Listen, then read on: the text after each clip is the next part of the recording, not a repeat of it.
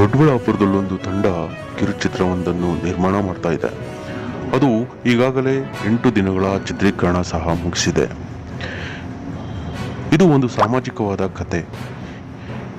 ಈ ಕಥೆಯಲ್ಲಿ ಬರುವ ಪಾತ್ರಗಳು, ಸನ್ನಿವೇಶಗಳು ಕೇವಲ ಕಾಲ್ಪನಿಕವಾಗಿದ್ದು ಅದನ್ನು ಚಿತ್ರೀಕರಣದ ವೇಳೆಯಲ್ಲಿ ಕಲಾವಿದರ ಅನುಭವ, ಅವರ ಅನಿಸಿಕೆಗಳು ನೇರವಾಗಿ NJK ಸುದ್ದಿವಾಹಿನಿಯಲ್ಲಿ. ಅನೇಕ ಸಿನಿಮಾ ಮತ್ತು ನಾಟಕ ಕ್ಷೇತ್ರಗಳಲ್ಲಿ ಮತ್ತು ಸೀರಿಯಲ್ ಕ್ಷೇತ್ರಗಳಲ್ಲೆಲ್ಲ ನಾನು ನೋಡ್ಕೊಂಡು ಬಂದಿದ್ದೀನಿ, ಸೆಟ್ಗಳಲ್ಲೆಲ್ಲ ಕೆಲಸ ಮಾಡಿದ್ದೀನಿ. ಆದರೆ ಇವತ್ತು ನೀನು ನಾಟಕಕಾರ ಈ ಕಿರುಚಿತ್ರವನ್ನು ಮಾಡಿದ್ದಾರೆ ಕೃಷ್ಣ ಪ್ರಸಾದ್ ಅವರು. ಇದು ತುಂಬ ಚೆನ್ನಾಗಿ ಮೂಡಿ ಬಂದಿದೆ, ಸಮಾಜಕ್ಕೆ ಒಳ್ಳೆ ಮೆಸೇಜ್ ಕೊಟ್ಟಿದ್ದಾರೆ.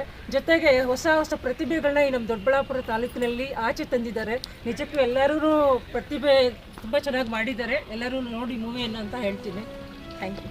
ಶೂಟಿಂಗ್ ಮಾಡುವಾಗ ಜಾಸ್ತಿ ಟೈಮ್ ತೊಗೊಂಡ್ಬಿಟ್ಟಾರೆ. ನನಗೇನ ದೊಡ್ಡ ಪಾಠ ಕೊಟ್ಟಿದ್ರೆ ಇನ್ನೂ ಸೂಪರ್ ಮಾಡ್ತಾಯಿದ್ದೆ. ಚಿಂದಿ ಚಿತ್ರಾನ್ನ ಮಾಡಿ ಧೂಳೆ ಬಿಡಿಸ್ಬಿಡ್ತಾ ಇದ್ದೆ. ನನಗಂತೂ ಶೂಟಿಂಗ್ ಮಾತ್ರ ಸಕ್ಕತ್ತಾಗಿತ್ತಪ್ಪ. ನಾನಂತೂ ಸಕ್ಕತ್ ಎಂಜಾಯ್ ಮಾಡಿದ್ದೀನಿ. ಫಿಲಮ್ ಮಾತ್ರ ಬೊಂಬಾಟಾಗಿದೆ. ನಾನು ನೋಡ್ತೀನಿ, ನೀವು ನೋಡಬೇಕು, ಮಿಸ್ ಮಾಡಬೇಡ್ರಿ. ನನಗೆ ಮಾತ್ರ ಚಿಕ್ಕ ರೋಲ್ ಕೊಟ್ಟವ್ರೆ. ನನಗೇನ ಕೊಟ್ಟಿದ್ರೆ ಧೂಳೆ ಎಬ್ಬರಿಸ್ಬಿಡ್ತಾ ಇದ್ದೆ. ಅಂತಮ್ಮ ಇಲ್ಲಿ ಯಾರು ಹೀರೋಗಳನ್ನ ಒಟ್ಟಾಕಣಲ್ಲ, ನಮಗೆ ನಾವೇ ಹೀರೋ ಆಗಬೇಕು. ನನಗೂ ತುಂಬಾ ಇಷ್ಟ ಆಯಿತು. ಆದರೆ ನನಗೂ ಸಣ್ಣ ಪಾತ್ರ ಕೊಟ್ಟಿದ್ದಾರೆ. ಏನನ್ನ ಡ್ಯಾನ್ಸ್ ಏನನ್ನ ಕೊಟ್ಟು ಆ್ಯಕ್ಟಿಂಗ್ ಕೊಟ್ಟಿದ್ರೆ ಇನ್ನೂ ಧೂಳು ಎಬ್ಬರಿಸ್ಬಿಡ್ತಾ ಇದ್ದೆ. ಇದು ಒಂದು ಅತ್ಯದ್ಭುತವಾದ ಹೊಸ ಅನುಭವ ನಮಗೆ. ನಮ್ಮ ಜೀವನದಲ್ಲಿ ನಾವು ಯಾವ ರೀತಿ ಬಡವ ಶ್ರೀಮಂತ ಅನ್ನೋ ಭೇದ ಭಾವನ ಯಾವ ಥರ ಸೃಷ್ಟಿ ಮಾಡ್ಕೊಳ್ತೀವಿ, ಅದೇ ಥರ ನಮ್ಮ ಮನಸ್ಸು ಸೃಷ್ಟಿಯಾಗುತ್ತೆ.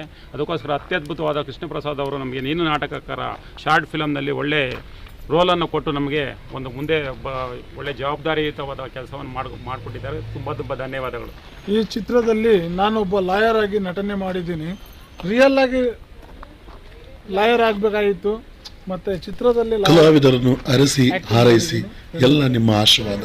ಲೈಕ್ ಮಾಡಿ, ಶೇರ್ ಮಾಡಿ ಅಂಡ್ ಸಬ್ಸ್ಕ್ರೈಬ್ ಕೂಡ ಮಾಡಿ. Thank you.